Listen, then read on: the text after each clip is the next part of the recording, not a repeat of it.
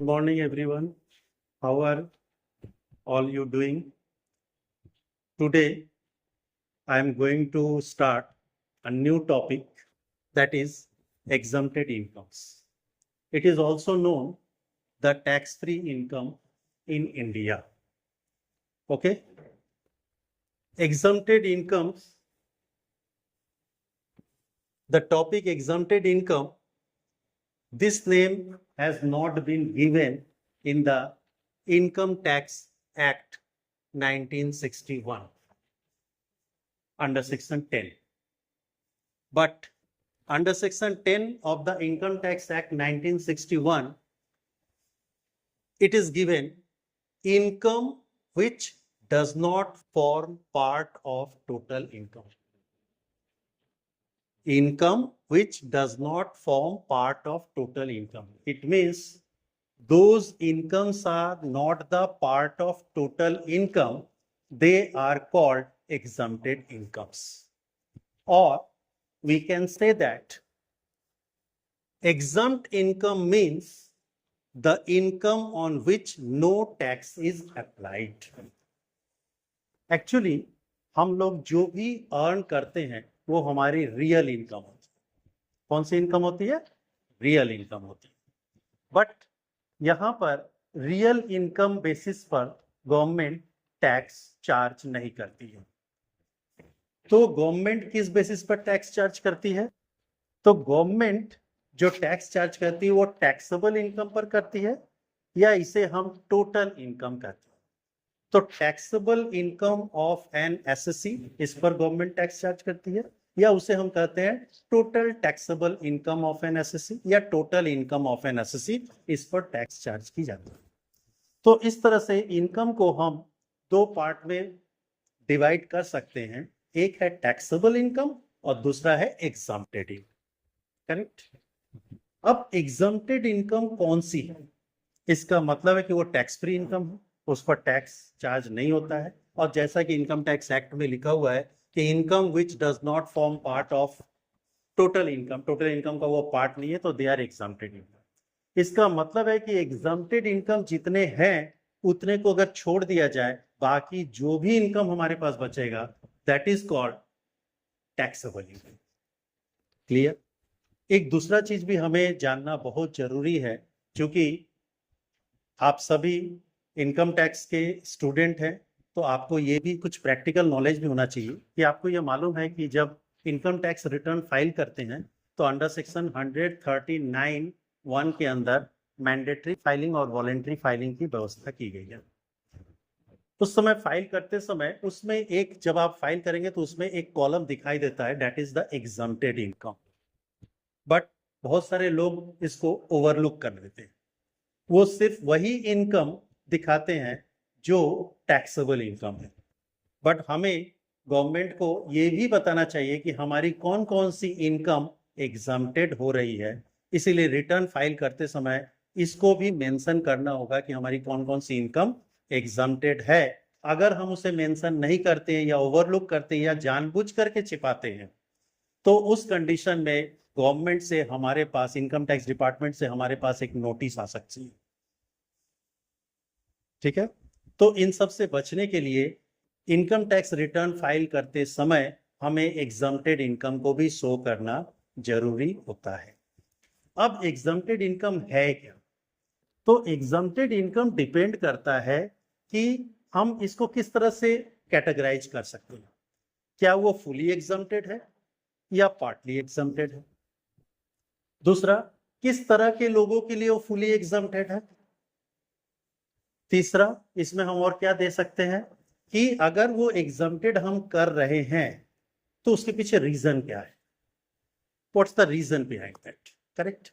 इस बेसिस पर exempted income को हम बेसिकली 3 भागों में क्लासिफाइड कर सकते हैं, और we can say that exempted incomes can be classified into 3 parts. Number 1, that is for all SSCs. Number 2, for employees. Number 3, for institutions. चूंकि ये एक काफी बड़ा सब्जेक्ट है, एक काफी बड़ा चैप्टर है और जिस चैप्टर के अंदर के रूल्स इनकम टैक्स के बाकी सभी चैप्टर्स में यूज होते हैं। एग्जम्प्टेड इनकम का यूज हम इनकम टैक्स के जो 5 हेड्स हैं उस 5 हेड्स के अंदर इस एग्जम्प्टेड इनकम का यूज हमको दिखाई देगा और उसका रूल वहां पर यूज होगा। इसलिए एग्जम्प्टेड इनकम को हम पर्टिकुलर एक वीडियो के माध्यम से एक्सप्लेन करना पॉसिबल नहीं है। इसीलिए जो इनकम टैक्स एग्जम्प्टेड इनकम को 3 पार्ट में कैटेगराइज किया गया है, उसमें फॉर एम्प्लॉइज और फॉर इंस्टीट्यूशंस के लिए हम इसका एक नेक्स्ट वीडियो आपको दिखाएंगे। उस वीडियो में हम ये बताएंगे कि फॉर एम्प्लॉइज के लिए वो किस लेवल तक टैक्सेबल है और फॉर इंस्टीट्यूशन के लिए किस तरह से टैक्सेबल है, क्योंकि मैंने अभी आपको बताया कि फुली एग्जम्प्टेड और पार्टली एग्जम्प्टेड। ठीक है, तो ये हमको देखना है क्या फॉर एम्प्लॉइज को जो इनकम एग्जम्प्टेड इनकम दिया जा रहा है, चाहे वो गवर्नमेंट एम्प्लॉय हो चाहे वो नॉन गवर्नमेंट एम्प्लॉय हो, क्या वो फुली एग्जम्प्टेड है पर या up to a certain limit it is exempted, they are exempted. Correct. Institution के लिए भी हम देखेंगे क्या जो इंस्टीट्यूशंस के लिए एग्जम्प्टेड इनकम है वो भी उसके लिए 100% एग्जम्प्टेड है या up to a certain limit ये एग्जम्प्टेड है। तो इसके लिए हम नेक्स्ट वीडियो में बात करेंगे। अब जो मेन आते हैं फॉर ऑल एसएससीज, इसके बारे में 1 बाय 1 हम बात करेंगे। रीजन ये कि अक्सर आपके एग्जाम में क्वेश्चंस आता है कि enumerate any 7 fully exempted incomes under Income Tax Act 1961, या कभी देता है enumerate any 14 exempted incomes, enumerate any 15 exempted income। तो हमने exempted incomes बहुत सारे हैं, उसमें से जो मेन आपके न्यूमेरिकल बेस्ड क्वेश्चन से रिलेटेड आते हैं उसमें से हमने 16 को लिया। इधर से अगर आप देखेंगे 1 to 8 एक रो में है, फिर 9 to 15, फिर दिया हुआ है 16 number. It means 16 total main exempted incomes हमने लिया है, जिसको हम 1 बाय 1 एक्सप्लेन करते जाएंगे। अब हम लोग आते हैं कि एग्जम्प्टेड इनकम की जब हम बात कर रहे थे, एग्जम्प्टेड इनकम आपको मैंने पहले ही बता दिया कि it is given under section 10 of the IT act 1961। तो अंडर सेक्शन 10 एक्सप्लेन करता है एग्जम्प्टेड इनकम को, ये आपको क्लियर हो गया। बट अंडर सेक्शन 10 के अंदर बहुत सारे सब सेक्शंस हैं, उस सब सेक्शन के अंदर ये सभी इनकम्स को एग्जम्प्ट किया गया है, और ये जितने भी एग्जम्पशन हमने दिया है they are fully exempted incomes. जैसे उसके सब सेक्शंस क्या है मैं एक दो बता देता हूं। जैसे एग्रीकल्चरल इनकम है, तो एग्रीकल्चर इनकम को अंडर सेक्शन 10 अंडर ब्रैकेट 1 मतलब sub section 1 of the IT act 1961 के अंदर एक्सप्लेन किया गया है। क्लियर। अब इसी तरह से सम्स रिसीव्ड फ्रॉम एचयूएफ ये अंडर सेक्शन 10 अंडर ब्रैकेट 2, तो उसमें सब सेक्शन 2 के अंदर इसको एक्सप्लेन किया गया है। इसी तरह से share of income of a partner in the firm under section 10 under bracket 2A capital A, उसके अंदर इसको एक्सप्लेन किया गया है। इस तरह से बहुत सारे सब सेक्शंस के अंदर किया गया है, जो आपको ऑलरेडी किसी भी इनकम टैक्स की बुक में इजीली अवेलेबल होगा और आपको मिल जाएगा। अब मेरा मेन है कि कॉन्सेप्ट ये समझना है कि ये एग्जम्प्ट है तो किस तरह से है, गवर्नमेंट ने किस तरह से इसको एग्जम्प्ट किया है इस इनकम को। तो फर्स्ट आते हैं एग्रीकल्चरल इनकम, जिसको अभी मैंने बताया था कि under section 10 under bracket 1 of the IT act 1961 में agricultural income in India it is fully exempted from tax. Correct. अगर कोई एग्रीकल्चरिस्ट है और वो सिर्फ एग्रीकल्चरल इनकम अर्न कर रहा है इंडिया के अंदर, एग्रीकल्चरल फंक्शन के थ्रू कुछ प्रोड्यूस कर रहा है और उसे सेल करके इनकम कर रहा है, that is totally exempted in the hands of that agriculturist in India. But यहाँ पर एग्रीकल्चर इनकम एक बहुत बड़ा चैप्टर है और उस पूरे चैप्टर को यहाँ पर समझाना पॉसिबल नहीं है। सिर्फ आप मोटा मोटी तौर पर इतना समझ लीजिए कि अगर वो व्यक्ति एग्रीकल्चर इनकम के साथ नॉन एग्रीकल्चरल इनकम भी अर्न करता है, तो agricultural income plus non agriculture income दोनों को एक साथ टोटल करके तब उस पर स्लैब रेट लगा करके हम टैक्स की लायबिलिटी फाइंड आउट करते हैं। फिर उसमें से एग्रीकल्चरल इनकम पर अलग से स्लैब रेट लगा करके टैक्स लायबिलिटी फाइंड आउट करते हैं और टोटल टैक्स लायबिलिटी में से एग्रीकल्चरल इनकम का जो टैक्स लायबिलिटी है उसको माइनस कर देते हैं, तो फिर आपका आ जाता है नॉन एग्रीकल्चर इनकम की टैक्स लायबिलिटी। बट अगर उस तरह से हम लोग देखें तो हम भले ही कहते हैं कि agriculture income is totally exempted from tax in India, वो तब होगा जब वो सिर्फ एग्रीकल्चरल इनकम कर रहा हो। लेकिन अगर वो व्यक्ति एग्रीकल्चर इनकम के साथ नॉन एग्रीकल्चर इनकम भी कर रहा है तो उस समय एग्रीकल्चर इनकम स्लाइटली टैक्स उस पर एप्लीकेबल होता है। टैक्स का बर्डन स्लाइटली एग्रीकल्चर इनकम पर भी आता है। किस केस में? जब एग्रीकल्चर इनकम के साथ नॉन एग्रीकल्चर इनकम को भी ऐड किया जाता है और वो व्यक्ति दोनों ही सोर्सेस से इनकम करता है। क्लियर हो गया? बट सिर्फ एग्रीकल्चर इनकम अगर सेपरेट केवल वो एग्रीकल्चर इनकम से अर्न करता है तो that is totally exempted in the hands of particular that SSC. Second हम लोग आते हैं सम्स रिसीव्ड फ्रॉम एचयूएफ। बहुत अच्छे से जानते हैं एचयूएफ मींस होता है हिंदू अनडिवाइडेड फैमिली। अगर कोई हिंदू अनडिवाइडेड फैमिली है जो इस फैमिली का कोई विभाजन नहीं हुआ है, डिवाइडेशन नहीं हुआ है, वो ज्वाइंट फैमिली के रूप में काम कर रहा है और साथ में कोई बिजनेस कर रहा है, तो उस फैमिली का जो हेड होता है उसे कहा जाता है कर्ता ऑफ द फैमिली और हेड ऑफ द फैमिली। अगर उसका head of the family on behalf of all family members if he पे द टैक्स, उस बिजनेस से जो भी प्रॉफिट हुआ उस पर टैक्स वो ऑलरेडी पे कर दिया और टैक्स को पे करने के बाद का जो प्रॉफिट है if it is distributed amongst the all other family members, तो then in the hands of all other family members it is totally exempted. इसका मतलब इंडिविजुअली किसी भी फैमिली मेंबर को टैक्स अपने उस प्रॉफिट पर नहीं करना होगा, उस इनकम पर उसे नहीं करना पड़ेगा, क्योंकि उस फैमिली मेंबर के बिहाफ में ऑलरेडी उसका हेड ऑफ द फैमिली ने टैक्स पे कर दिया है और टैक्स पे करने के बाद ही डिस्ट्रीब्यूट किया है। इसीलिए कभी भी इनकम टैक्स के अंदर डबल टैक्सेशन नहीं होती है। ये ध्यान रखिएगा कि एक ही आइटम पर गवर्नमेंट दो बार टैक्स नहीं ले सकती। करेक्ट? नेक्स्ट हम लोग आते हैं share of income of a partner in the firm. यहां पर क्या है? आप ये जानते हैं कि फर्म क्या होता है? It is an artificial person. तो आर्टिफिशियल पर्सन इसका मतलब फर्म खुद से तो कुछ काम कर नहीं सकती, तो फर्म का काम कौन करता है? पार्टनर। ठीक? और पार्टनर, सारे पार्टनर के बिहाफ में कौन टैक्स पे करता है? फर्म टैक्स पे करता है। तो on behalf of all partner firm पे द टैक्स। करेक्ट? और जब फर्म टैक्स पे कर देती है, टैक्स पे करने के बाद वो अमाउंट उसके पार्टनर में, उस प्रॉफिट का अमाउंट उसके पार्टनर में डिस्ट्रीब्यूट हो जाता है, तो इंडिविजुअली किसी पार्टनर को टैक्स नहीं पे करना होता है अपने उस प्रॉफिट इनकम में से। क्लियर हो गया? नेक्स्ट हम लोग आते हैं एनी पेमेंट्स अंडर बीजीएलटी। अब आप सोच रहे होंगे बीजीएलटी मतलब क्या है? ठीक है, आपको ऐसा भी लग रहा होगा कि ये बीजीएलडी कोई कंपनी तो नहीं है। बीजीएलडी का मीन्स होता है भोपाल गैस लीक डिसास्टर। ठीक है, इसका एक एक्ट बना था 1985। करेक्ट? तो कांड एक्चुअली हुआ था आपका 84 में और एक्ट बना था 1985। तो उसमें आप जानते होंगे एक यूनियन कार्बाइड फैक्ट्री थी गवर्नमेंट की भोपाल में, एमपी में, और वहां पर रातों रात वो लीक हो गया और उससे काफी लोग का डेथ भी हो गया और काफी लोग बाद में भी जो न्यू जो बॉर्न हुए वो हैंडीकैप्ड बॉर्न हुए और उनको काफी लॉस हुआ, काफी लोगों की आंखें चली गई। इस तरह से जितने भी उसके लॉस हुए तो उस लॉस को कंपेंसेट करने के लिए इसीलिए दे रहा है any payments under Bhopal gas leak disaster. तो उसको जो भी पेमेंट मिला है that is in the form of compensation.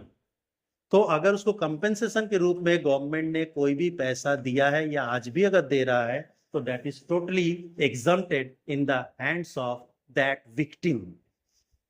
उस व्यक्ति के हाथ में ये पूरी तरह से एग्जम्प्टेड है। नेक्स्ट है कंपेंसेशन ऑफ एनी डिसास्टर। एक चीज और ध्यान दीजिएगा, वो तो था भोपाल गैस लीक डिसास्टर। अगर और किसी भी डिसास्टर हो रहा है, किसी भी तरह की कोई आपदा, डिसास्टर में क्या होता है? आपदा। इस पर एक मैनेजमेंट की क्लासेस भी चलते हैं, डिसास्टर मैनेजमेंट मतलब आपदा प्रबंधन क्लास, और इस पर एमबीए भी हो रहा है आजकल, इसका एक फील्ड हो गया बिजनेस। तो ये कह रहा है कि any payments compensation of any disaster, किसी भी तरह का कोई डिसास्टर हुआ आपके कंट्री में, और उससे रिलेटेड अगर गवर्नमेंट ने कोई कंपेंसेशन दिया, चाहे वो सेंट्रल गवर्नमेंट हो या स्टेट गवर्नमेंट हो, अगर वो किसी भी तरह का कंपेंसेशन उसके विक्टिम को देती है तो विक्टिम के हाथ में वो कंपेंसेशन 100% एग्जम्प्टेड होता है। क्लियर हो गया? नेक्स्ट हम लोग आते हैं any sums received under LIP।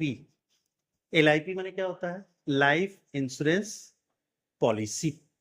यहां पर प्रीमियम की बात नहीं हो रही है, दो चीज है, प्रीमियम और पॉलिसी। पॉलिसी के अंदर जब हम उसका इंस्टॉलमेंट पे करते हैं दैट इज कॉल्ड प्रीमियम। ठीक है, तो ये कह रहा है कि अगर any sums received under life insurance policy, आपने कोई लाइफ इंश्योरेंस पॉलिसी लिया हुआ है और उसका प्रीमियम पे कर रहे हैं, जब आप प्रीमियम पे करते हैं तो आपको अंडर सेक्शन 80 का डिडक्शन मिलता है। ठीक है, 80C वगैरह के डिडक्शन मिलता है, और उस डिडक्शन में आपको मालूम है कि इस समय गवर्नमेंट 1,50,000 पर एनम तक के अंदर डिडक्शन देती है। बट यहाँ पर हम डिडक्शन की बात नहीं कर रहे हैं, उसके लिए एक अलग वीडियो में अपलोड करूंगा, deduction to be made in computing total income. उसमें हम आपको under section 80C to 80U के डिडक्शंस के बारे में बताएंगे। बट यहाँ पर है कि जब आपकी पॉलिसी कंप्लीट हो जाती है, मैच्योर हो जाती है, तो अगर वो पॉलिसी होल्डर के हाथ में दिया जाए या अगर वो डेथ हो जाता है तो उसके नॉमिनी को अगर ये दिया जाता है, तो पॉलिसी होल्डर के हाथ में या उसके नॉमिनी के हाथ में जो भी लाइफ इंश्योरेंस पॉलिसी का पैसा उसे मिलता है including bonus, that is totally exempted in the hands of the policy holder और हिज और her nominee. Next, any payment from SSY account. SSY account क्या होता है? ये आपको मालूम होगा कि आपके प्राइम मिनिस्टर मिस्टर मोदी जब इंडिया में आए थे, माने आपके फर्स्ट प्राइम मिनिस्टर बने 2014 अक्टूबर में, तो उन्होंने इस स्कीम को लॉन्च किया 2015 में, सुकन्या समृद्धि योजना account, SSY account, Sukanya Samriddhi योजना अकाउंट। उसने बेसिकली गर्ल्स चाइल्ड की एजुकेशन, उसका मैरिज, उसको सेव करने के लिए उन्होंने ये योजना चलाया, जिसमें उन्होंने टू गर्ल्स के लिए उन्होंने ये पॉलिसी रखा, और उसमें कहा कि अगर आप इसमें जमा करते हैं तो उस पर इस समय गवर्नमेंट सबसे ज्यादा इंटरेस्ट दे रही है, इंटरेस्ट रेट सबसे ज्यादा गवर्नमेंट प्रोवाइड कर रही है। तो जो भी इंटरेस्ट रेट आपको दे रही है, और वो आपको 0 ईयर्स से आप ओपन कर सकते हैं और 21 ईयर्स तक देना है, 21 ईयर्स के बाद आप उसे विड्रॉ कर सकते हैं। तो विड्रॉ करते समय आपने जितना इंस्टॉलमेंट दिया प्लस उस पर जो गवर्नमेंट ने इंटरेस्ट दिया, full maturity value will be exempted in the hands of that particular person. Next हम लोग आते हैं पेमेंट फ्रॉम NPST। NPST क्या है? National pension system trust. National pension system trust, उसके थ्रू भी अगर आपको पेमेंट मिलता है, इसमें दो तरह का है, या तो फुल पेमेंट मिलेगा या तो पार्शियल पेमेंट मिलेगा। करेक्ट? अगर full payment national pension system trust के थ्रू अगर फुल पेमेंट उस पेंशन होल्डर को मिल जाता है, तो पूरे पेमेंट का हम एग्जम्प्ट नहीं करते हैं, उसका 60% गवर्नमेंट आपको एग्जम्प्ट करती है। ठीक है, टोटल लमसम जो मिला उसका 60% विल बी एग्जम्प्ट, यहां पर मैंने दिखाया 60% एग्जम्प्ट। और अगर पार्शियल पेमेंट लेते हैं तो उस पार्शियल पेमेंट के अंदर 25%, कितना होगा? 25% ही केवल आपका एग्जम्प्टेड होगा, बाकी आपका टैक्सेबल होता है। करेक्ट? इसीलिए मैंने दे दिया है 60% और 25% एज द केस में बी। क्लियर? नेक्स्ट है पॉइंट नंबर 9। ये पॉइंट नंबर 9 में दिया गया है अमाउंट रिसीव्ड फ्रॉम ACF। ये भी अभी गवर्नमेंट, इसी गवर्नमेंट, आपके मोदी गवर्नमेंट के समय में ही किया गया है। आपने देखा होगा अग्निवीर में काफी लोगों की भर्ती हो रही है, ठीक है, और उसमें काफी लोग जा रहे हैं जो शॉर्ट टर्म पीरियड के लिए रिक्रूटमेंट हो रही है। तो यहाँ पर है ये अग्निवीर कॉर्पस फंड। ACF का फुल फॉर्म क्या हुआ? Agniveer corpus fund. तो amount received from Agniveer corpus fund या अग्निपथ स्कीम 2022, ठीक है। इसमें भी अगर आपको काम करने पर किसी भी तरह का कोई अमाउंट रिसीव होता है तो it is totally exempted in the hands of the assessee और रेसिपी। क्लियर। नेक्स्ट आता है interest of different types, different type के इंटरेस्ट। ठीक है, जैसे आपका गोल्ड बॉन्ड हो गया, उसका भी एक इंटरेस्ट आता है।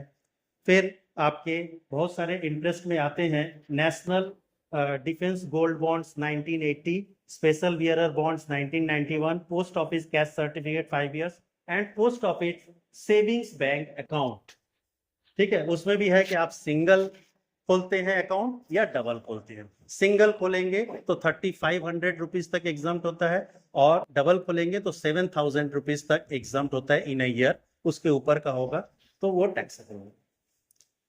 इस तरह से बहुत सारे डिफरेंट स्कीम्स हैं जो गवर्नमेंट के स्कीम्स हैं, पोस्ट ऑफिस के स्कीम्स हैं। तो इन सब में अगर आप देते हैं तो उसका इंटरेस्ट भी एग्जाम्प्ट होता है। नेक्स्ट आता है एजुकेशनल स्कॉलरशिप। एजुकेशनल स्कॉलरशिप का बेस्ट एग्जाम्पल आप ये ले सकते हैं, जैसे आपके यहाँ university grants commission UGC scholarship देती है, JRF, SRF, junior research fellowship, senior research fellowship, या कोई भी एजुकेशनल इंस्टीट्यूट अगर देती है जैसे गेट वगैरह में देती है, तो वो अगर स्कॉलरशिप प्रोवाइड करती है तो वो टोटली एग्जाम्प्टेड है in the hands of that recipient. Next है allowances of MPs, MLAs, MLCs. ये तो आप जान लीजिए कि member of parliament, member of legislative assembly और मेंबर ऑफ लेजिस्लेटिव काउंसिल को जो भी कॉन्स्टिट्यूएंसी अलाउंस वगैरह ये सब मिलते हैं इनको अपने एरिया के डेली अलाउंस वगैरह, that is totally exempted in the hands of MP, MLA and MLCs. Next आता है अवार्ड्स, वेदर इन कैश और इन काइंड। अगर वो अवार्ड गवर्नमेंट द्वारा दिया गया है और अप्रूव्ड रूप में दिया गया है तो that is totally exempted in the hands of awardee. ठीक है। Pension to gallantry award. Gallantry award किसको मिलता है आप जानते हैं, गैलेंट्री में कहा जाता है पीवीसी परमवीर चक्र, एमबीसी महावीर चक्र, एसी अशोक चक्र। ठीक है, इस तरह के एमबीसी पीवीसी महावीर चक्र पाने वाले लोगों को गैलेंट्री अवार्ड या अपनी साहस का वीरता का पुरस्कार के लिए उनको दिया जाता है। तो ये भी उनके हाथ में पूरी तरह से एग्जाम्प्टेड होता है। नेक्स्ट है annual value of one palace of rulers of Indian state. अब इंडियन स्टेट में रूलर का तो राज खत्म हो गया, किंग का टाइम खत्म हो गया, अब मॉडर्न गवर्नमेंट आ गई, इलेक्टेड गवर्नमेंट हो गई, पहले राजाओं का शासन था। तो गवर्नमेंट ने ये किया है कि अगर आपके पास बहुत सारे पैलेस है उसमें से किसी एक पैलेस का एनुअल वैल्यू 0 माना जाएगा, उस पर आपको किसी भी तरह का कोई टैक्स नहीं देना होगा। कि अगर एनुअल वैल्यू 0 है it means that is totally exempted, only one palace of x ruler, ये ध्यान दीजिएगा। एंड इंडियन स्टेट का होना चाहिए। And the last point is income of a minor child. Income of a minor child का मतलब क्या है? पहली बात तो माइनर चाइल्ड से इनकम होता नहीं है, तो अब माइनर चाइल्ड की इनकम के लिए भी ये कहा गया है कि वो उसका अगर वो कोई इनकम करता है लेकिन वो इनकम फिजिकल लेबर या मेंटल लेबर से नहीं होना चाहिए। मान लीजिए उसके नाम से कोई बॉन्ड, कोई सिक्योरिटी, कोई शेयर उसके गार्जियन ने लेकर के रखा है, तो उससे अगर उसकी कोई इनकम होती है तो वो इनकम उसके मदर और फादर की इनकम में से किसी एक की इनकम में जोड़ करके टैक्स लिया जाता है, जिसकी इनकम ज्यादा हो, मदर या फादर में से जिसकी इनकम ज्यादा हो। बट वो इनकम क्या होगा? एक्चुअल माइनर्स इनकम और ₹1500 per annum, which ever is less that will be exempt. उससे ऊपर की जो इनकम होगी वही उसकी इनकम में उनके मदर या फादर में से जिसकी इनकम ज्यादा है उसमें जोड़ी जाएगी। Otherwise up to 1500 per annum it is exempted. इस तरह से अगर आपने देखा कि हमने फॉर ऑल एसएससीज के लिए बेसिकली हमने 16 पॉइंट दिया, तो आपके एग्जाम में अगर इस तरह के क्वेश्चंस आते हैं तो आप इसको अच्छे से एक्सप्लेन कर सकते हैं। सेक्शन सबसेक्शन दोनों लिख सकते हैं। अगर आपको लर्न होता है, नहीं होता है तो आप सिर्फ ऊपर मेंशन कर देंगे under section 10 of the IT act 1961 में एग्जम्प्टेड इनकम्स को कहा गया है और फॉर ऑल एम्प्लॉइज के लिए कितना है वो क्लियर कर दिया गया है। तो तब भी आपका कॉन्सेप्ट क्लियर रहेगा और एग्जाम में आंसर भी आपका करेक्ट होगा। मैं आशा करता हूं कि ये वीडियो आपके लिए फ्रूटफुल रहेगा, इजीली अंडरस्टैंडेबल रहेगा और आप इसका बेनिफिट उठाएंगे। और अपने फ्रेंड्स में भी शेयर करके इसको बताएंगे और लाइक करेंगे। Thank you to all of you and have a nice day. Bye bye.